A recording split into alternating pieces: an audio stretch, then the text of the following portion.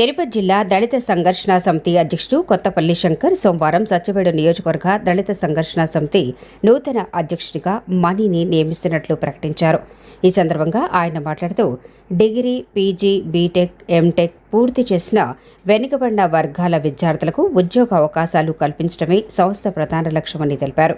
ముఖ్యంగా ఎస్సీ నియోజకవర్గాల్లో చదువుకున్న ఉద్యోగాలు లేనివారు అధికంగా ఉన్నారని, అలాంటి వారిని గుర్తించి ఉన్నత విద్యకు ప్రోత్సహించడం, నిరుద్యోగులకు ఉపాధి అవకాశాలు కల్పించడం దళిత సంఘర్షణ సమితి ధ్యేయమని వివరించారు. ఈ కార్యక్రమంలో థామస్, రవి, దినకరన్, సదమయ్య, కాటయ్య, సతీష్, రిక్కీ, గణేష్ తదితరులు పాల్గొన్నారు.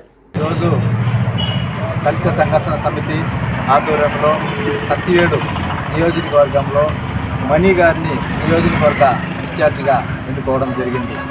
మేము దళిత సంఘర్షణ సమితిని ఏర్పాటు చేయడానికి ప్రధానమైనటువంటి ఉద్దేశం దళిత గ్రామాల్లో ఉన్నటువంటి విద్యార్థుల్ని చైతన్యవంతం చేయాలి.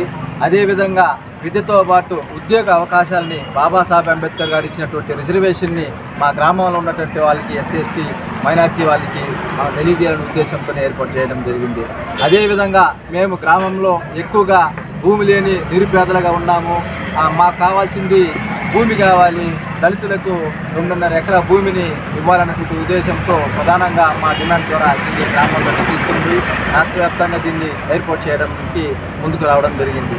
అదేవిధంగా బాబాసాహెబ్ అంబేద్కర్ గారు ఇచ్చినటువంటి రిజర్వేషన్ని కేంద్రానికి సంబంధించింది కానీ, రాష్ట్రానికి సంబంధించింది కానీ, ఉద్యోగాలు కానీ, విద్య కానీ దీన్ని పూర్తిగా సమాజంలో వెనుకబడినటువంటి వర్గాలకి పూర్తిగా అందుకోలేకపోతున్నాం. దీన్ని అందుకునే విధంగా మేము దీన్ని తయారు చేయాలి.